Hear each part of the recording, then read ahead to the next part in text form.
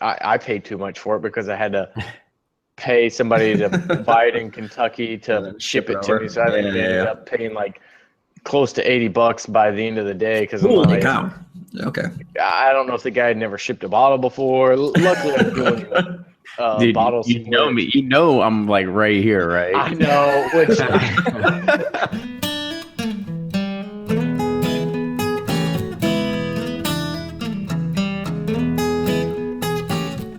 The day has come and a design for the t-shirts for our Patreon supporters has finally been chosen.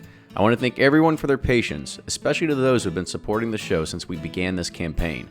Your t-shirts are long overdue, so I'm going to try and expedite this process as much as I can. I hope everyone had a great Thanksgiving and was able to catch the Wild Turkey episode with Eddie Russell. We're going to be doing an end-of-the-year wrap-up community roundtable in a few weeks, so make sure to join us to see if we think 2016 was a year of dud bourbons. If you want to listen to the entire unedited and uncut episode, make sure you support the show on Patreon. That's patreon.com/Bourbon Pursuit.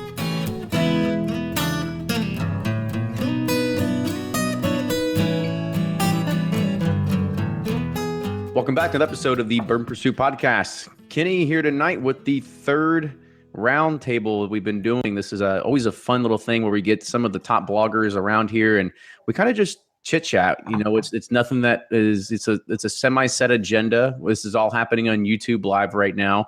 We've got 21 viewers right now. I think we'll probably get up to around 50 at some point, but it's a way that we want people to be involved. So people that are on chat right now, I encourage you to ask questions and answer our questions. And, you know, we'll give you shout outs during this whole entire thing. So let's go ahead and do our usual roll call. So of course, Kenny from Bourbon Pursuit here, and I'll move it over to Blake right now. I'm Blake from Bourboner.com, filling in from Ryan tonight. He has I'm just kidding. Bourboner.com, the blog, and probably the release maps you're tired of by now and you hate, and also the Bourboner Friday wrap-up emails. I'm Nick from Breaking Bourbon, BreakingBourbon.com, known for release calendar, reviews, and articles. And I'm Jordan, also from BreakingBourbon.com. Awesome. Well, so we got that. So I guess it's let's go ahead and just give a quick shout to what we're drinking on right now. So I just went to the bar, just grabbed something real nice and easy. So I got a Stag Junior, 128.7 proof. What are you guys sipping on right now? I'm drinking Bullet Barrel Strength. I've been on a Bullet kick lately, so there's a post coming next week about the history of Bullet. It's not the actual bottle. I did a bottle split, so this is my half that I have left. I'm drinking an Old Forester 1920, the third installment in the Whiskey Row series. Their highest proof, and just getting to know it. Pretty good so far. I'm drinking a Big Bottom Small Batch Single Barrel. So this is a Sorcerer distiller out of Oregon. Really, really great. This is actually a fantastic little distillery. So looking forward to a lot of their stuff that they're starting to distill. Okay, awesome. So I guess that we'll kind of lead that into a first question. I actually posed the wrong first question in the chat, but since we are drinking, I guess this is something that was actually asked by Max Gordian on the Bourboner Facebook group, and he said, how long do you usually let your bourbon breathe after you pour a glass? I've actually gone back and forth on this. I usually like to, well, maybe because I'm just impatient, but take the first few sips within the first few minutes. And then it's funny how, and I don't know if it's based on the mash bill or distillery, but there's some bourbons that you let sit for 30 minutes. They really do change in flavor. If I'm doing a review, I like to do a little bit of both. You know, I'll try it out of the bottle and kind of review, do notes, let it sit, try it again. And maybe the next night I'll just pour it and let it sit for 30 minutes. 30 minutes seems to be my max that I can go without trying to drink. So I don't know if that's just a personal, like, really that's the time limit, or if that's just as long as I can wait on a table before I have to drink it. So that's what I try to do. That also leads into the 15-minute reviews that Blake always likes to post on Facebook Live. I actually make everyone sit there and wait for the 30 minutes while I don't say anything. Hey guys, we're just going to sit here and let this open up. So hope you enjoy. So I'm kind of with Blake on that one. I like to, you know, especially when I'm doing a review, the first time I like to just pour it and taste and sip it. My thought is, half the people reading will probably be going out to the store to buy one, but the other half might be at a bar. And when you order bourbon at a bar, you're probably not going to sit there for 30 minutes. You're just going to start drinking it, right? So I want to taste what they're going to be tasting. And then, if I'm at home, then, and not reviewing a bourbon, I'll let it sit for 10, 15 minutes, but that's usually some just shooting the shit with other folks around me. Nick, what about you? Yeah, I would say probably a little bit of the same. You always tempted to kind of try it right out of the bottle, right as you pour it in the glass, but it does change over time, and depending how deep the pour is or what you're up to at the time, it can take 30 minutes sometimes to drink a bourbon. When I'm reviewing something, always use a Glencairn for reviews. Although I often drink from I'm drinking from a rocks glass right now, which is just I guess more of a casual experience for me. But yeah, that airtime sometimes is helpful. I've also noticed, a lot of bottles seem like that first pour is like the worst pour. And then once you get into it a week or a couple weeks later, it tends to be a little bit better, a little more mellow. Sometimes there's a little bit too much alcohol in that very first pour out of the bottle. It's a little too tannic. Yeah, I'm kind of with, so in the chat, Tyson's Toy Channel said about 5 seconds is about how long. And I'm kind of with him on that. It's very hard for me to just pour something and then walk away. Definitely, if I'm drinking something, I usually just pop it open, pour it in there, and then it takes literally about 10 to 15 seconds before it hits my mouth. But I will say that I have noticed that, the flavors in a bottle always change. One thing that always springs to my mind was the 2015 William LaRue Weller. I remember the first time I opened it and popped the top, put it in the glass, and then tried drinking it. I hated it. I thought it tasted like black licorice. I was so mad because I was like, I finally got this William LaRue Weller, and it's the worst thing I've ever tasted. And got down a few pours and then kind of just let it sit for 3 months, 6 months, and then tried it again. It was a completely different bourbon at that point. So now it turned into one of the better ones, but there is definitely some truth to the myth of actually letting your bourbon breathe for an extended period of time. For sure. I think it may have something to do with proof as well. It seems like the higher proofs either, they kind of do this, because I've had some lower proof bourbons that I've tried a year or two after I opened the bottle, and they've been pretty good, but I've had some higher proof ones that I let sit for a year and a half, 2 years, and they actually have gone bad or just way too oxidized. I'm sure there's some kind of science behind that, but as for the actual guys science, at Bourbon Bourbon did a test about this not too long ago. I know I can't put my bourbon in a windowsill because that's going to destroy it right away. No, it was pretty consistent with those 1/3 fills though, and that was a low proof. That was Weller Special Reserve. Those 1/3 fills tended to be the best ones, not always unanimously, but they were up there. In fact, we just had some Sazerac 18. I want to say it was like maybe a 2013. It's been about 2 inches in the bottom of the bottle. Belongs to Eric, the third guy of the Breaking Bourbon team here, and it was phenomenal. I'll tell you, drinking that next to this year's Sazerac 18, it was two totally different ryes. It just so much better. The older one was so much better. No, I think you guys, everybody kind of beat that horse to death about Saz, so we won't do that. If anybody here is listening wants to learn more, go and check out pretty much every one of these bloggers' pages. They'll go ahead and make you realize that you're going to pay too much for something new. Go ahead and spring for something that's pre-2016. So another question that we kind of had line up here is, what do you think is the cheapest bottle worth having? And I'll go first because at least around here in Kentucky, we're spoiled. And then we've got a few people that already chimed in about this. And I got to go with what David Goth, Jamie Albrighton, Greg Ponder, and then also Tyson's Toy Channel. So 3 of these people said the Heaven Hill 6-year and 6-year bottle and bond. Yep. It's a super, super cheap. Like we're talking $15, especially around here. And it's a Kentucky only thing. And the other one is the Old Fitz bottle and bond. So both of these are Kentucky only releases, and both on the super cheap side, oddly enough, both coming from Heaven Hill. It definitely, I really like it only just because having something in 6 years. I mean, hell, most craft distilleries that are pushing something out, they're barely pushing 4 years, and they're talking $50, $60, $70 a bottle. So something that's like this, it's kind of hard to to argue with. But I'll push it over you all and what you guys think is the best bottle worth having, or the cheapest bottle worth having. Yeah, I gotta say I agree with that. In fact, I just stocked up on a few of those. Jordan was down in Kentucky, and that's the one thing I wanted. Drank through the bottles I had pretty quickly, but geez, I think we paid $12 for it, and you can't beat it. It's kind of like a gift to Kentucky or to anyone that wants to visit Kentucky. But what's more, I think, readily available. The Evan Williams bottled and bond, that's kind of a nice consolation prize. If you're you don't have access to Kentucky, it's about $15. We'll look for the white label, and usually you're not going to go wrong with that. Pretty versatile. You can mix it, sip it, whatever you want. Yeah, definitely going to agree with Nick. That Heaven Hill bib is so hard to beat, especially for the price.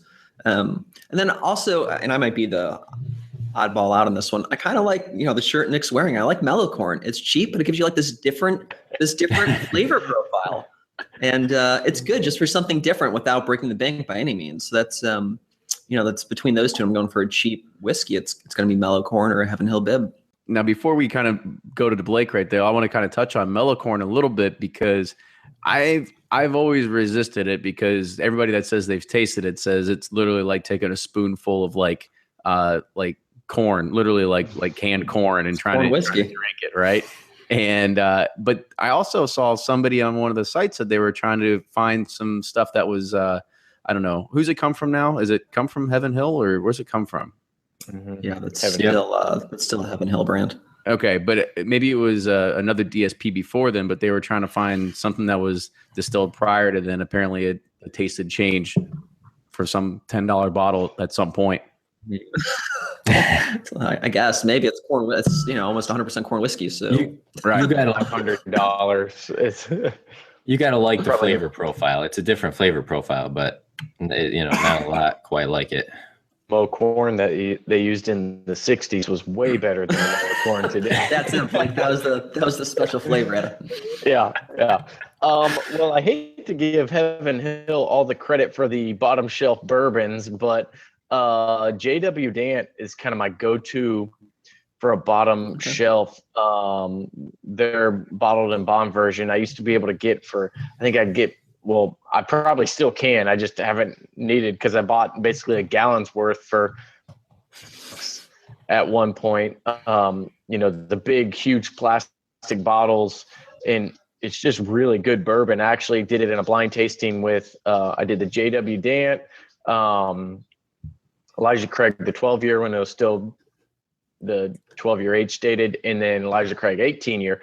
And actually, I think there was 18 people in the blind tasting, and like 40% of them picked the Dant as their favorite. And nobody had it as their third. So it was either one or two in everyone's lineup. Now, you could just say that it's kind of got this weird profile, and while everyone says they like older bourbon, of woody taste when they're tasting it blind, but it's just a really good bourbon no matter how you look at it. So they have a really good one. Barton used to, whenever it was age stated, I think was really good for that bottom shelf price. But if I'm looking for plastic bottle bourbon, JW Dant. That's where it is. It's not too bad. It's a good one. So we had a few other kind of ones that chimed in. It's kind of surprised to see this one. So the Speakeasy Wisconsin said Fighting Cock. I never would have thought about that one. All right. Whiskey Zealot said E.H. Taylor barrel proof. So apparently like $100 bottle is cheap to him. But it's all relative. It's all relative, right? There's a lot of people that said Mellow Corn, single barrel Evan Williams. So yeah, it seems like there's a good consensus about a lot of that stuff that was happening. So kind of on the idea of what's happening in regards of the holidays coming up and cheap bourbon. We all have family members, and a lot of them they think they're into bourbon or they're getting into bourbon, whatever it is. But do you get some of your really good bottles and actually bring them to like Thanksgiving and Christmas and the holidays? Or you're like, well, I'll just bring the lot B and tell them that's Pappy. I'll go ahead. So, Go ahead, Joe. I won't. I mean, knowing like friends and family, unless it's like, really good bourbon drinkers, I'll leave my stuff at home and just set myself a price limit. Like I'll go to the store, I'll, set a $60, $70 price limit and buy like a nicer bottle to bring, and they're not going to know the difference, right? I'm going to enjoy drinking on it. I don't need to worry about like drinking down my really good stuff with them not appreciating it, and everyone like wins, right? So maybe a bottle of Blanton's, bottle of E.H. Taylor single barrel, something like that, something that they're probably not going to have by any means at their home bar, but they're still really going to enjoy. Call me greedy. That's okay. Yeah, I go back and forth on this one. Last year, we were out of town for Thanksgiving, and I ended up bringing a box with like that year, or the 2015 Four Roses limited edition small batch, a lot B. I think I brought a cured oak, and most of my family aren't real like aficionados, so I could have brought J.W. Dant and they wouldn't have known the difference. So, I kind of go back and forth. Yes, I like to share it with everyone, and we ended up like polishing off a bottle of Lot B that night. But then it's kind of like your fourth or fifth or drink of the night shouldn't be a really expensive bottle, because you're like, oh yeah, this tastes sweet still, so it's good. So while it is fun to share those bottles with people, like I never sit at home and just drink a really expensive bottle by myself, just be hanging around the rest of the night. Maybe you start with the Van Winkle or Four Roses, but then you kind of move on to just the regular Buffalo Trace or something like that. So kind of nice to have that smorgasbord of stuff where people are like, oh, I've never tried any in this box, so I'm going to try a little bit of this, a little bit of that, and go through as the night goes. But the night ended with making a brisket sandwich with Krispy Kreme donuts as the bread. So there wasn't much bourbon being really enjoyed by the time we got to later in the night. There you go. Yeah, Thanksgiving leftovers at its finest. I kind of do the same exact thing with my family. I bring a box of bourbon. That's kind of typically what happens in the past few years now.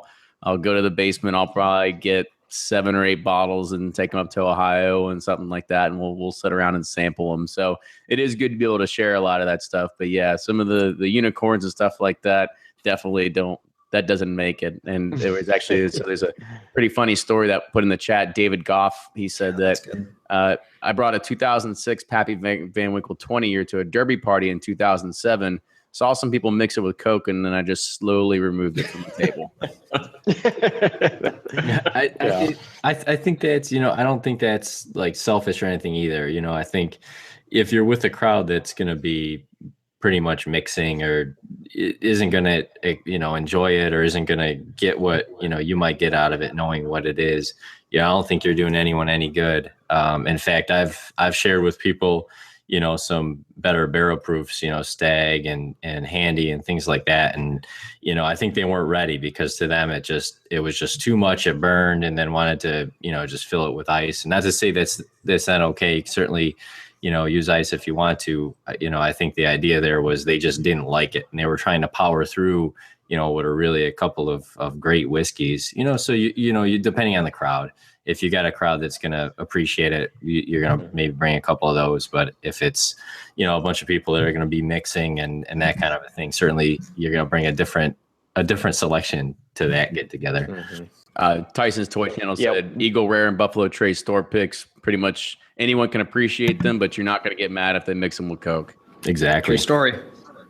12 used to be my go-to for that. I'm like, it's a cool story. I'll tell people it's the same mash bill as Van Winkle. I can still pick it up for $30 a bottle. No, and then it's like, oh, geez, 2015 hit, and all of a sudden, like, we can't mix this with Coke anymore. I got to be angry. Good. So we missed one that was definitely in the last segment about the cheapest bottle worth having. I saw 2 people chime in saying that Old Granddad and Bonded is definitely having those in a cheaper scale. And definitely have to agree with there. So Old Granddad 114 too, right? It's supposed to be ending. Not super cheap, but good value for the money for sure. Are you gonna start the rumor mill already? That rumor mill was started a long time ago. Yeah. And it's from pretty decent source, actually, that is going to be coming off the table at some point. Sounds like they have a good amount of it. It's still going to see shelves for a while, and seems like people don't buy it. What I've bought is usually pretty dusty around here. Mm-hmm. I think I'm the only one buying it, to tell you the truth. Mm-hmm. It's good. Yep. You heard it here first. Breaking Bourbon got the news straight from Fred No and said that. So I guess if you're looking for something to kind of just have on the shelf and try it before it's all gone, try the 114. The other one is Wild Turkey Forgiven. So what you see on the shelves right now is probably the last of that's going to be happening as well. Oh, I didn't hear that. I feel like that can be forgotten. Wild Turkey Forgotten. The first batch was pretty good. I didn't try the second batch. So that'll kind of be a good lead into our next segment, right? So we've talked about the lower stuff, right? Now there was another question that came out there and said, like, what's your favorite, like, because the holidays are coming up and maybe somebody's asking for a good bourbon and they're like, I just want like a good like $50 bourbon. So that kind of removes some of the lower stuff and removes pretty much like all the high end limited option sort of stuff. So what's the $50 range? Like what's something around there that you see is something that's attainable? I think that depends what you want. If you want something that's smoother and well balanced, I think Blanton's is going to be a pretty good option. Of course, that's a little bit more than 50, but it's in that range. If you're looking for barrel proof, you got a couple more options. Again, depends on kind of what you're going for. Maker's Mark has a good flavor profile, but that's going to be different than Booker's, for example. So you get a bunch of those. One that we've yet to find anybody who didn't like it, Knob Creek single barrel. In fact, that's going to be a little under 50. So you'll get out the door usually with tax and everything, for less than 50.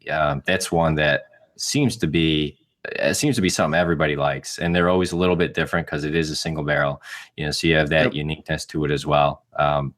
Hard to not recommend that one if you're looking in that price range. Yeah, I think everything Nick just said, if you're looking around 50, if you can get a Blanton's, always good. Right, depending on where you're located, huge swings in prices. So E.H. Taylor's single barrel, right? That's a good one. Some places overcharge, some people undercharge, but you can find in that $50 price range.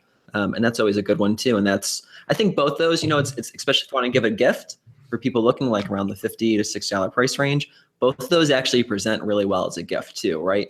One comes in a really cool tube. If you get the blends, the store isn't taken out of the box, you get a really cool box, little velvet bag inside of it. And those honestly are like my go-to bourbons. One, because they taste good and I'll probably end up drinking with that person.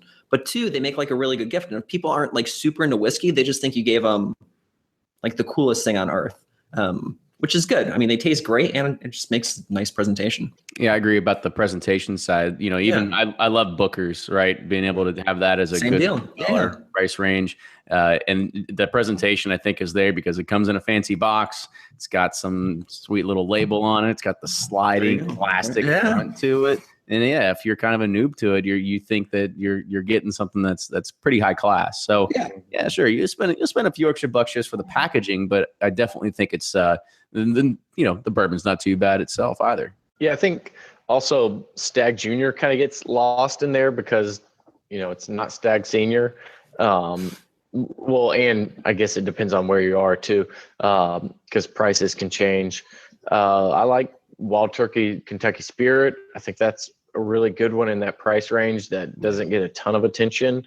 And then Four Roses Single Barrel, it's a little bit under that $40 range, but it's still really good. And, it's kind of fun to chase the limited editions, but there still are a lot of really good bourbons sitting on shelves that get left. And in that $50 range, I'm sure it's probably a pretty big place for consumers because, you don't want to pick up somebody while of Jack Daniels. So you're like, $50, what's in here? And, there's still that. It is hard to beat Booker's though, with the case, it is barrel proof, all that kind of stuff. So that's good. That's still probably one of my go-to. Yeah, absolutely. And that's what I think. It's almost easier because I've had people ask me, they're like, I want to get my boss like a good like $100 bourbon. What's a good $100 one? I'm like, well, that's actually kind of tough because there's really not a whole lot of bourbons on the market, really. Like what's sitting on the shelf? Maybe a couple Orphan Barrels and Blood Oath, or at $100, there's not a whole lot. It's funny. I feel Although- that question a lot, actually. Yeah. Sadly, nowadays with so many stores marking stuff up, it's actually people are like, oh, $100 must be good. It's like, that's actually like a $50 bottle. You just got ripped off, but that's okay. Yeah. That's just Elmer T. Lee. It's not a Elmer T. Lee or Elijah Craig barrel proof or actually the Weller the 12. barrel bourbons are around and they're in that range, sometimes cheaper, but I guess it depends if you like that flavor profile. I like it. So I've been a fan of these last few batches they've done. Yeah, so there's some good ones coming in from people that are chiming in. So Mark Brown said the Willet Pot Still Reserve. Now it's a maybe because it's probably a little bit cheaper, but it definitely has the presentation of the pot still. You know, people get something out of that. Tyson said Stag Junior. You got Speakeasy said Rock Hill Farms. I personally hate the hell out of Rock Hill Farms, but this is me. Really? Literally, I'll tell you this. True story. So I probably got, my first bottle of Rock Hill Farms maybe 2.5, 3 years ago. And it took me damn near 2 years to finish the bottle because I hated it. It took me, for some reason, it just wasn't one that you came back to and thought, oh man, this has improved a lot. No, it was for some odd reason. It was just bad. It was just bad to me. And the worst part is like, oh, it's such a cool looking bottle, right? It looks like it has a cool story to it, or it comes from a certain farm, and maybe they've got some family connect. There's nothing, right? I just wasn't a fan of it. So. And then, so Rick Cornell said 1792 foolproof. That's starting to make its way out in a lot of the markets right now. So I guess if actually you that'd be kind of my go-to if you can find it, but that kind of falls in that limited category. Right. And I am not a fan of that. Yeah. Really? Mm-hmm. Go ahead. Not a fan at all. I don't know. Spill. Why not? No, I'm done. That, and I think it was, I reviewed it maybe 2 months ago now, something like that. It just wasn't. It just was my type of tea. It was just hot, right? It was just. In my book, it was 1792 regular, just cranked up the heat, didn't really balance it out. And I heard that from a lot, I heard the same thing back from a lot of people. Going back, if you let the bottle sit for a really long time with some air, it mellows out a little bit, but it's still, again, my expectation is I shouldn't need to buy a bottle, crack it, pour some out, and then let it sit for a few months before I can really enjoy it, right? So that was my experience with it. We'll see where it goes, but people tend to like. It's cheap. I think the foolproof is gimmicky, right? The name and the story behind it, but I get what they're doing. So we'll see. Well, they're bringing out some things to the market, right? They're testing it. They're doing some experimentation. They just came out with the high rye. I haven't had a chance to try yet. Have you all? I have not tried that yet. No, not at The all. high rye. Let me think about that now. Yes. Hold on. The high rye came out a few months ago, didn't it? It was like 3 weeks ago. I feel like I got that sample. Yeah, You got a sample, but probably about a month ago, maybe a little longer. I need to go back and check my live reviews. Another Bourbon Bourbon Facebook group. No, I had it, and I do kind of remember that now. The high rye, because it's coming out at maybe $35 a bottle, and it sounds like they're going to have a pretty good stock or inventory of bottles. So it was really good. It's not like a Four Roses high rye taste, and it's not even kind of that spiciness you get from Old Granddad and that kind of stuff either, but it's definitely more mellow, but still really good and really good flavor. I'd recommend that one. Good. Yeah, everything in that line is pretty reasonably priced, it seems. yeah, for sure. Yeah. And it seems like that's what I think they're trying to.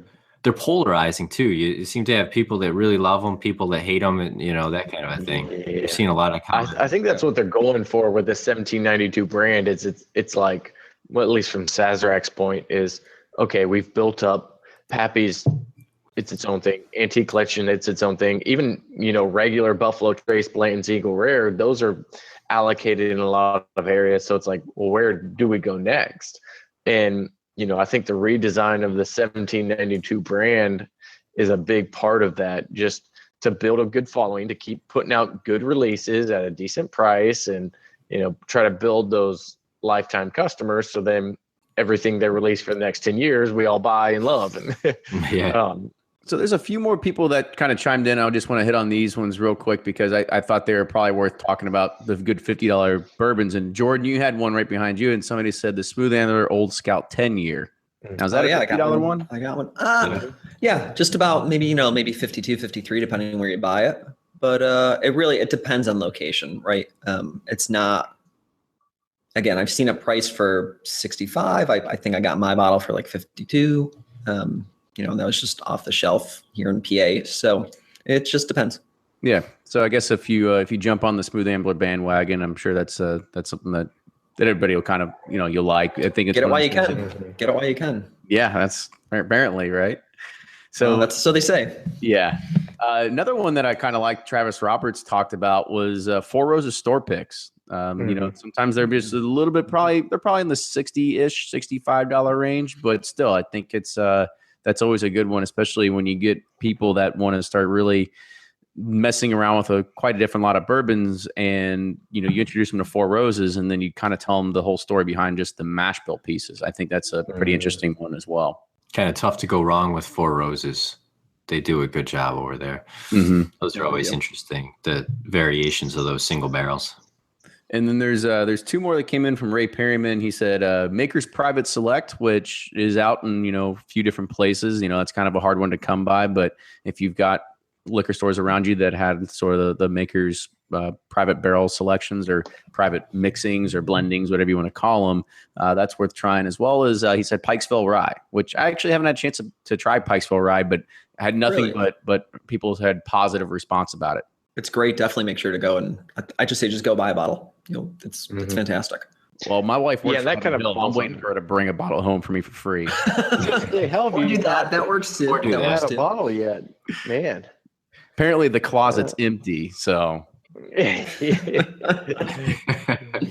so we'll move on to. I want to just do like one or two more questions because I know we're already running into like the 30-minute mark. So this question comes from Dan Hart, and it said, "What's the furthest you've traveled for a bottle, and what did you get?" I don't think I've ever gone just for an individual bottle. Like if I'm gonna drive down to Kentucky, which I do 2-3 times a year just to load up on bourbon, I'll make sure to like stock up, right? So maybe I'll go to Willett just because I really want a store pick bottle, or bottles only sold in the gift shop. But then I'm going to load up my whole trunk full of bourbon too and like drive back 8 hours, right? So I'm going to make it really worth it. If not, I'm going to find someone and just pay them to ship it to me, right? I think that's a little bit easier nowadays, especially through all the Facebook groups. So the need to get in your car and go and just buy a bottle is a little bit less. Yeah, so I've definitely driven a long way, but I'm trying to figure out, I've also had like other reasons to be places, and I've actually found bottles along the way. But for a specific bottle, I drove, and it was close to, I'm trying to not as bad by saying it was an hour one way, but it's probably closer to an hour and 20, hour and 30 minutes one way to pick up a stag last year. That's also kind of changed now too, because, I drove 90 miles last year or 2 years ago. Man, all my local stores are getting nothing. So I'd probably drive a lot further if I could find one this year. So about that 80-mile range is probably the furthest I've driven so far. And I did it once. And I don't regret it, but at the same time, I don't want that to be a trend either. I've been about maybe about an hour and a half or so. Usually around the fall release time here in New York, everything comes out a little bit later. But kind of to echo what Jordan said, he'll take the trips to Kentucky, loads up the trunk. That's for all three of us usually, and then I'm sure other people. This ends up being a lot of bourbon. But locally, it seems like there's definitely a lot of local connections. So unless it's something that doesn't come into New York, can usually work with people here locally. And then obviously there's access online outside of the traditional channels that you can locate those other bottles that you're looking for that are a little bit tougher to find. All right. Well, I think I might have the the story here then. So it was last year, 2015, and you guys aren't in Kentucky. You might think it's easy to kind of get your hands on limited stuff, and when BTAC and Pappy come around, this city turns into a freaking circus. And you've got people that drop off business cards saying that they're paying $1,600 for a 23, $900 or $1,100 for a 20, and basically you get priced out of the market pretty quickly. At that point, you've got you're down to about 3 or 4 stores that you can really shop at, and that's about it. Because any small independent stores kind of get taken over. That, and you're also dealing with the other 4,000 people in the city that are chasing after these bottles. So the next best thing we think of is, well, we're just going to look out of state. That's exactly what we're going to do. And so it was 2015, and I remember, I'm pretty sure I saw it on Blake's site with the Pappy map, right? And it said that it was like a week later, the Alabama ABC announced the day that it was going to start selling Pappy. I pull up Google Maps and I'm like, 5 hours. I could do that, right? So 5 hours to Birmingham, right? I was like, I could do that, right? So I did it, right? So it was it was Saturday night, it was about Saturday night, and I told my wife, I said, I'm gonna drive to Alabama and camp out for bourbon. And I was like, okay, well, let's just go ahead and do it. So I'm driving down there, and I'm like, oh, it's just Alabama. Like, these people probably aren't really into it or whatever. Mm-hmm. Like, I'm easily gonna be first in line. Like, I've got myself a 23. It's in the bag. And I pull up there. It's probably, it's 4 a.m. on a Sunday now. And I pull in, and I'm like, oh shit, there's already a huge line. I'm like 12th in line already. So that's when I realized, like, well, I'm already invested. I'm not going anywhere. I'm not sure. Turn around and go home.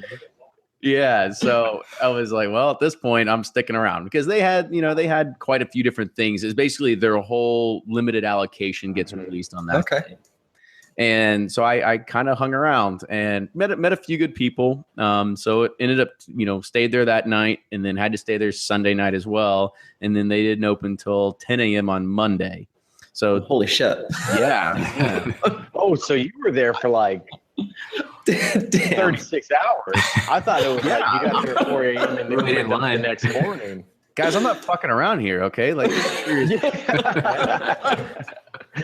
right. Oh my word. By the way, at that point, when I realized that I was like the 12th in line, I said, next year this is not happening. Like, I'm never gonna do it again. And I definitely didn't go this year. But anyways, so I oddly enough, as you could probably expect, they don't have a large allocation, right? Uh-huh. So by the 4th or 5th person in line, the Pappies were gone. I mean, that was 2320, 215s, and that was it, right? So I was just kind of struggling. I was like, oh no, what do I do?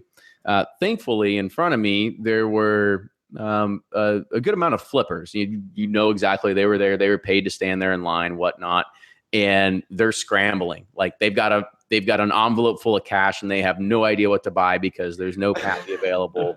And you've got the lady that's in charge of them all, like, saying, like, get the size 18 or something like that.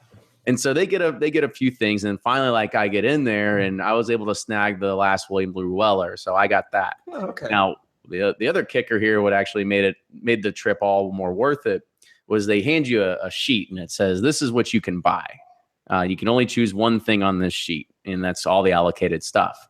And then they have another side of the piece of paper that just has just regular bourbon. You can buy as much as you want. And one thing that me and a buddy in line noticed was that Old Forester birthday bourbon was on that. You can buy as much as you want. And of course, everybody in front of us, they had no idea what they were there. They had no idea what they were looking for. So me and him both grab a case, put it on the counter, and we're like, we're going to take this. So that made it worth it. Made it all worthwhile. Yeah, it made it worthwhile. However, I feel bad for the other like 200 people that were in line behind me. Basically, me and like 2 other guys cleared out Old Forester birthday bourbon. Like, it wouldn't even. they were just thinking it's just this Old Forester stuff. Nobody really wants it. That's pretty cool. I think they switched that to you need a Alabama license this year, maybe. Or they tried to, maybe that was just Pennsylvania. Wow. I mean, PA's done that for the last 2-3 years, ever since they. No, not even, because PA. No, you do. I think it was just last year they moved to a license. Need a license to pick up. Yeah. But you can designate. No, you can't. If you enter the lottery, you need to have a PA address, like a billing and shipping address. Kenny, will you go on record saying that you found William LaRue Weller through the Bourboner Antique Collection release map? I guess I'm like your one success story. Yeah. What's the royalty? Everyone, I'm going to forward everyone a bunch of emails after this. Look who I. Put it this way, helped by that map. Yeah, your royalty is I'll be your shipping mule now. So yeah. No one's taking me up on the royalty of send me that spare bottle you found, but I haven't gotten that one yet. And that's what Ben Jackson just commented, said now Alabama, you actually have to show an Alabama driver's license. Wow. Okay. Yeah. No, I emailed with Ben. He's a good guy. That's funny. Yeah, I thought they had switched to that. Good which thing makes sense. I mean, because you don't want all these crazies like Kenny driving down from Kentucky just to steal cases of Old Forester birthday bourbon. Is that a state-controlled state? Oh yeah. Yeah, for sure. They are. Oh, okay. Yeah, that makes sense then.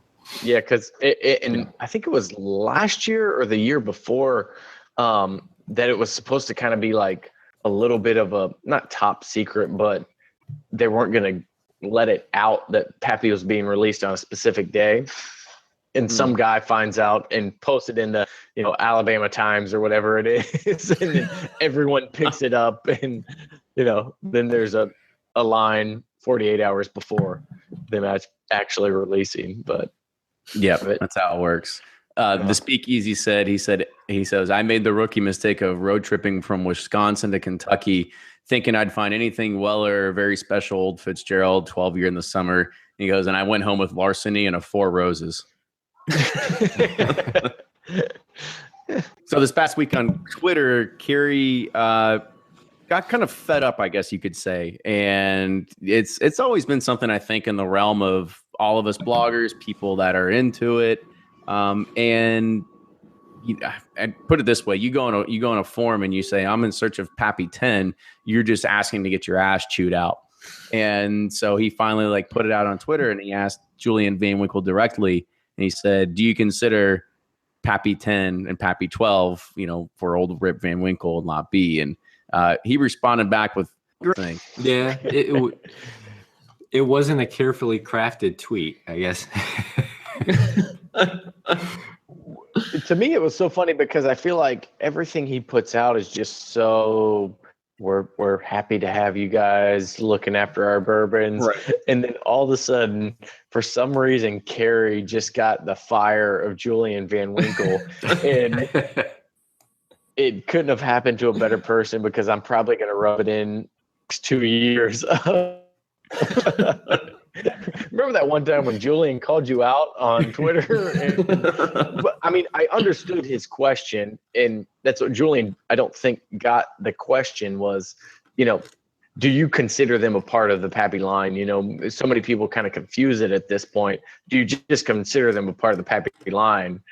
That's the question. But then the answer was just so much better of, well, just read the label and you'll find your obviously Kerry knows the difference. He was trying to get to a deeper meaning, but yeah, so, didn't get that doesn't know. Shut that down quick. Yeah. So Julian replied back, and it says, this is word for word. It says, read the label, period.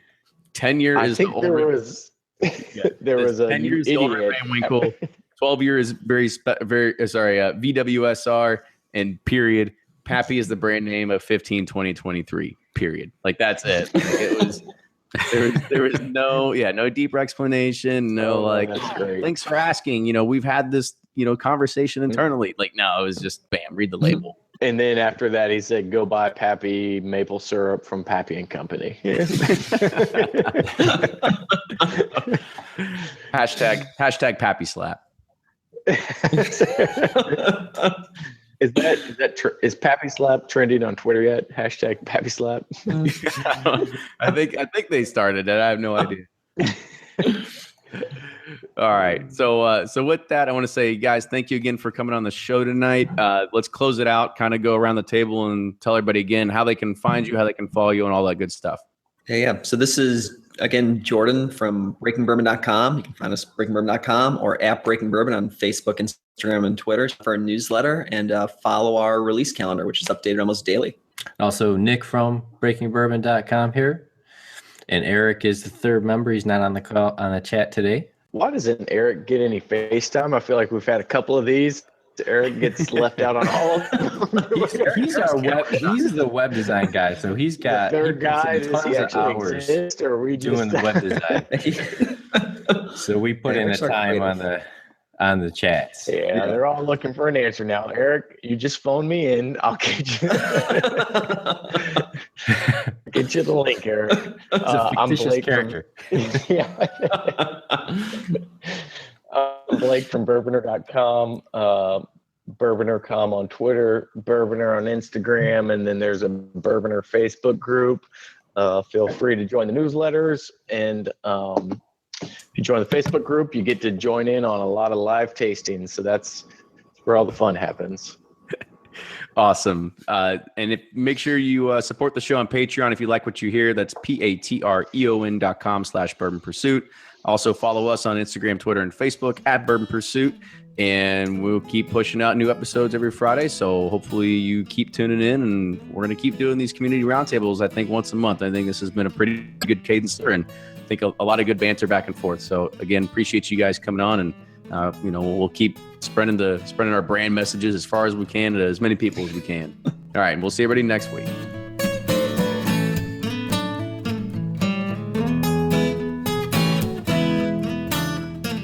This podcast of Bourbon Pursuit is in partnership with thewhiskeywash.com, a lifestyle website for news and reviews for people who like whiskey, and for those who think a life without whiskey has no style. Thewhiskeywash.com.